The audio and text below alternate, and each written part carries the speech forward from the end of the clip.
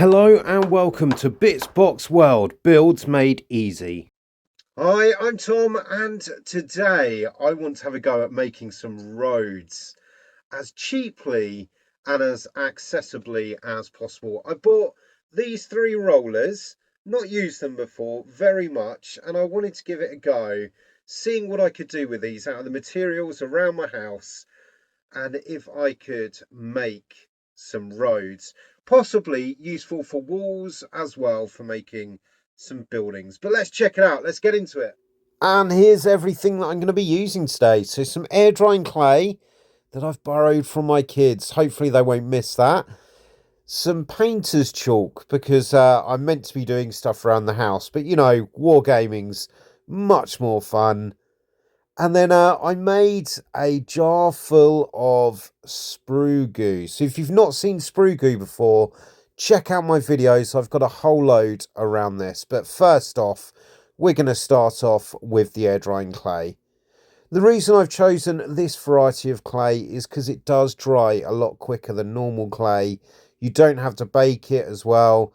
It is quite wet and quite messy, but you can manipulate it with your hands. So I'm patting it down and just flattening it down so I can then attack it with a silicone roller.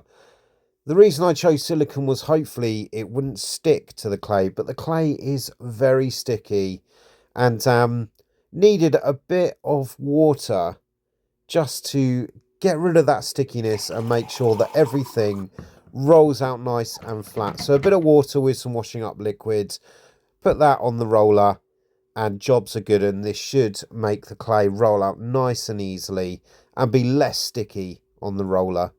As you can see, I'm putting the clay on top of a cardboard backing as well, just so it holds together later when it's dried, and also means that you can lift it and put it in places to dry.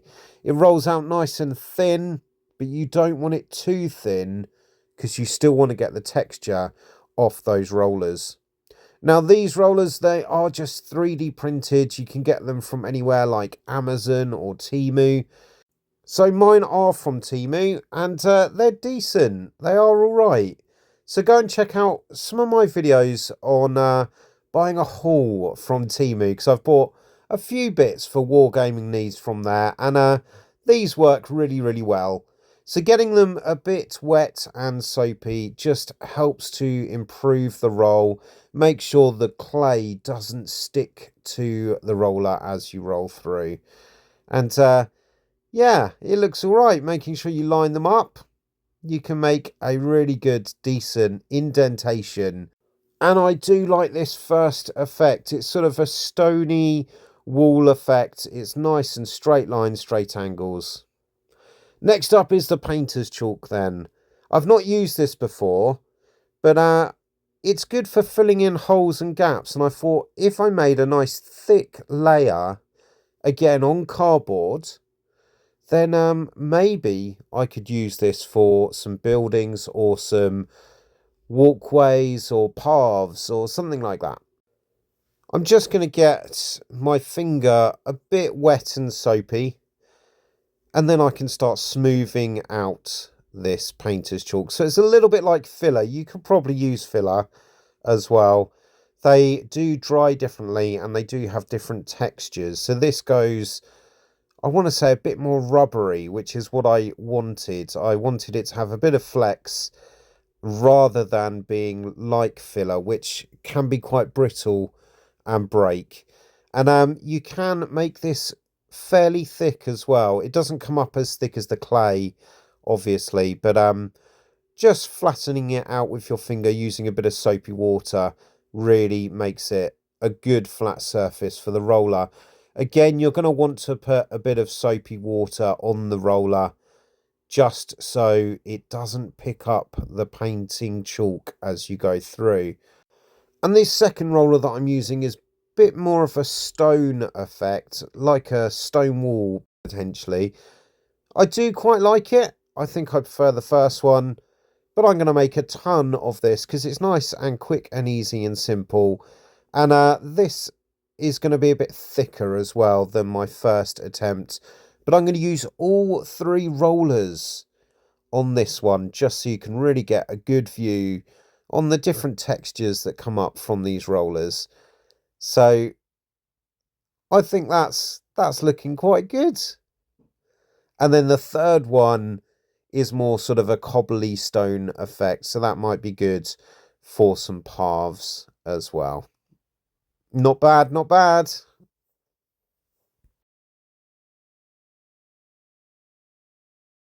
And here we are. This is the third thing that I'm going to use to roll out my textured rollers on, and this is called sprue goo. You're going to need some gloves, a well ventilated area, and a metal utensil to use this substance. It is very sticky, so just be prepared. I also thought as well, so this is that sort of sticky back plastic that you probably, if you're in England, you would have put these on your maths books and things like that when you were at school.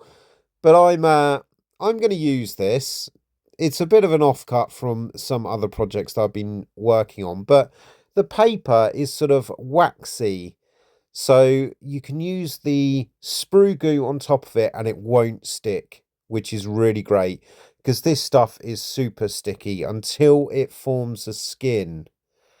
So grabbing out a bit with the metal spoon, and then I start to move it around in my hands just so it forms a skin as well, making sure that I get all of that alcohol on there, just so it evaporates and starts to form that skin. As you can see, very, very sticky. But after about 30 or so seconds, it will be ready to start rolling it out, and it doesn't stick anymore, just a few flecks there. But you can push this down, flatten it out a little bit, so you're ready to start using your roller as well. And as you can see, you can even pick it up and move it, certainly on the silicone or this sticky back plastic backing as well. And using my silicone roller as well, I'm able to roll that out nice and flat. So you can roll this out really, really thin, talking a couple of millimeters. You can also reapply the alcohol onto the top, so it just melts away that top layer of skin that has formed, and then you can roll it out even more if you want to get it nice and thin. And it also helps when using the textured roller as well. It just helps it to take on that impression. With the sprue goo though, when you're rolling out the textured roller, you do have to push a little bit harder than normal, just because the sprue goo, as it dries, it swells a little bit. So make sure it's as flat as you can get it, and then you've rolled it out nice and well. And then it dries into this nice sheet of plastic. And as it was made from recycling your sprues, it means you can glue it to things with plastic glue. So here's the chalk. That's not looking bad at all. I really quite like that. And the great thing about having it on the cardboard is it's nice and thin, but you can cut it as well with a knife. And here we are. The last one was the air drying clay. So this was meant to be black, but it's come up grey. Never mind. I'm going to paint it anyway. But it's looking really nice. I like that. And again, being on the cardboard gives it a good surface. Here's the chalk that I use each roller on, just so you can get a view on each of those different textures. Not bad at all, looking quite good. So let's get them painted up and see how good they look. So I'm just going to use some Chaos Black spray just to undercoat them, and then I will dry brush them up. I'm going to do all the same colour, a bit of grey. So I went through from black into Administratum grey and then into Corax white as well, just to give it some nice shading. This one looks particularly good. Like it as a pathway there. As you see, I've cut it up. And then I also made some walls as well. So I doubled up this. So this is the chalk. And I used a bit of foam board in the middle to make the walls as well. So they stand on their own, but they look quite good. I quite like them. Could make a bunch of those, and I could put them on a base if I wanted to, but they do stand on their own with the foam board in the middle. And then I also made a house as well. So this is using the clay just stuck on a bit of foam board. And I think that looks quite good as well. Let me know in the comments below. What do you think? Not bad, not bad. And then I also did something, because I was thinking, you know what? You could use these for bases as well. And I was making this baggage train for my high elves in the old world. So I used a bit of the chalk there just as a path under the wagon and the horse as well. I think that looks quite good when you've got a bit of flocking on there or static grass. It doesn't look bad at all. And I'm really happy with how these turned out. What was your favourite roller? Let me know. And are you going to give this a go? So this was nice and easy, super simple, great for expanding your wargaming. Thanks for watching. Please like and subscribe, and I will see you in the next video.